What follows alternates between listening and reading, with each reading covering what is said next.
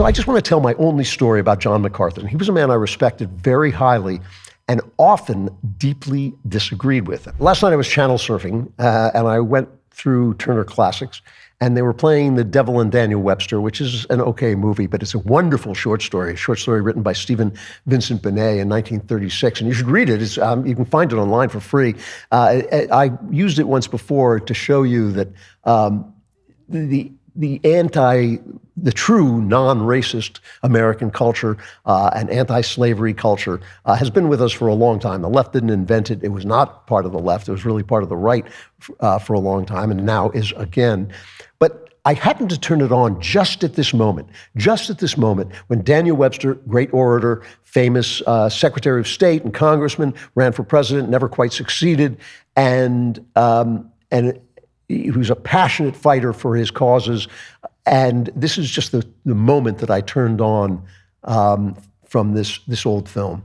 And you tell your father for me that we may be on opposite sides of the fence, but I'm always glad to hear of a man who holds to his own opinions. As long as the people do that, this country is all right. You understand, Martin? Yes, sir, I guess so.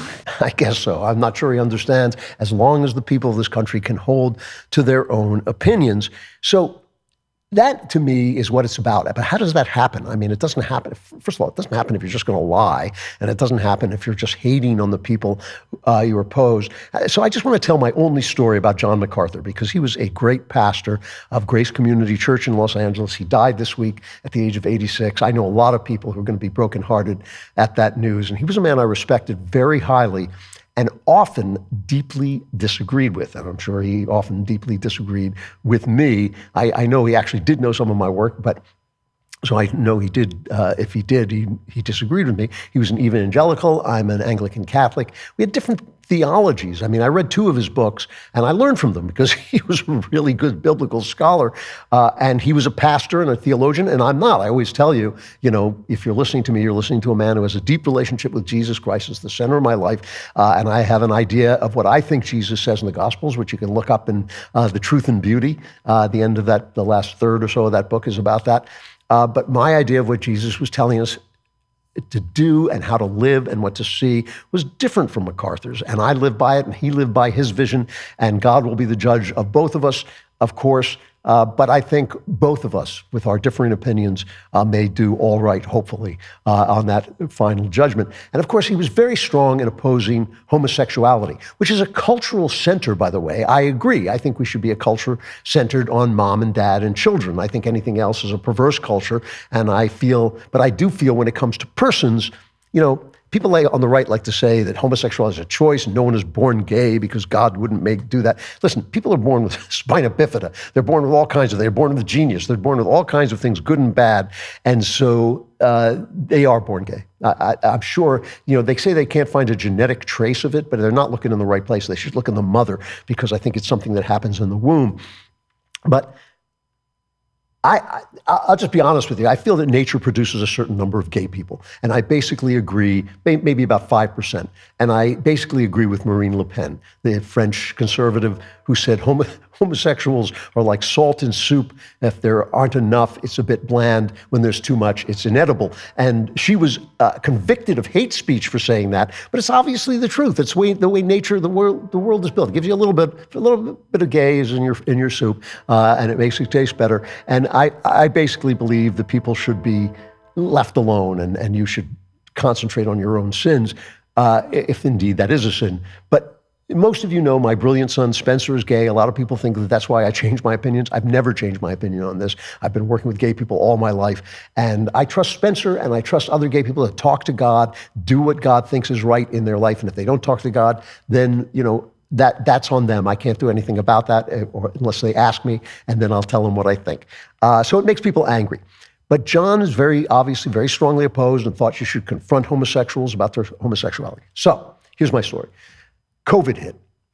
And my doctor said to me, and I've had my doctor for decades, and he knows me very well, he said, you're a prime target to get killed by this thing because of your age and because you have a bad lung, which I have a collapsed lung because I got pneumonia, wouldn't stop exercising, so my lung is a little broken. So I was more cautious than I felt younger people needed to be, and I'm a writer, and I don't mind being alone, so I was staying home for a little bit longer. But when California Governor Newsom, from his headquarters in the French Laundry restaurant where he was dining with no mask with friends, decreed that churches should be shut down, MacArthur, I think, he was not the only one, but he was certainly the largest church that stood up to Gavin Newsom. And he kept his church open. He barred the health inspectors, wouldn't let them come in. He fought off petty attacks like giving parking tickets to his parishioners, which they did. And he defied them in spite of being threatened with all kinds of fines and jail. And I had him on my show while he was fighting. I had him with his lawyer, who was my friend Jenna Ellis, and he won that fight. And I just loved him. I talked to him. We had a great discussion, and he radiated faith. I admired the joy that came out of him with his faith. And I knew after I talked to him that even though my lung is bad, even though I was worried about COVID, I had to go to his church to support him, which my wife wasn't happy about because she feels if I'm going to die, she wants to be the one to kill me. So I go to his church one Sunday with Jenna, and the place is packed. It's absolutely packed. I mean, there's overflow, people out in tents and all this stuff. And people recognize me. And so they're shaking my hand and they're kissing me on the cheek. And, and it's the height of COVID fear. And my doctors told me I'm going to die like that if I get it. And he's an expert, by the way, on these kinds of epidemics. And so I thought, well, everyone has to die sometime. I'm supporting John MacArthur in keeping this open. So someone, it may have been Jenna, but it may have just been one of MacArthur's people, came up to me and said John wanted to meet me. And so we went up to his office. And after a while, he comes out of his inner office and he comes over to me, shakes my hand, looks me in the eye, and gives me a meaningful look in the eye and says, I just want to tell you how much I like and admire Spencer's work at the DailyWire. Spencer was writing stuff at the DailyWire. And I knew exactly what he was telling me. He was telling me that he too believes, as I believe, that no man falls out of the sphere of God's love. And the first thing we're supposed to do is express that love in imitation of God. And I know the left has decreed that any disagreement with their horrible agenda is hate speech, but I think now the right, these hitchhikers on MAGA, these limpids who are sticking themselves to MAGA, are coming out with this stuff as well, against gay people as well. I mean, there are plenty of important gay people in Trump's administration. He has been really good about this. He has always supported gay people. He's a New Yorker. Like me, he's a New Yorker. You live with all the crazies. You live with all the different things, all the eccentrics, and they actually give flavor to life. And if they give flavor to life, you have to think, well, maybe this is the way it's supposed to be. Maybe this is the part of the variety of life. But Trump has also been good in fighting the gay cultural agenda, which is exactly what I think he should do. You know, freedom is hard.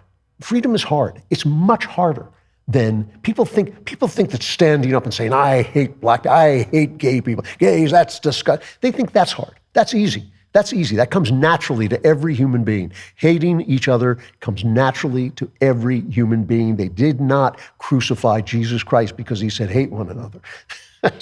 Freedom is hard. It's hard. And I think that that's what we should be sticking towards and looking for in this movement, because this is a big change. An old way is going out, a new way is coming in, and it's going to be very different than anything we've had before, but it should be the same in this. Men should be free. If you love that guy as much as I do, like and subscribe. Also subscribe to The Andrew Klavan Show wherever you get your podcasts.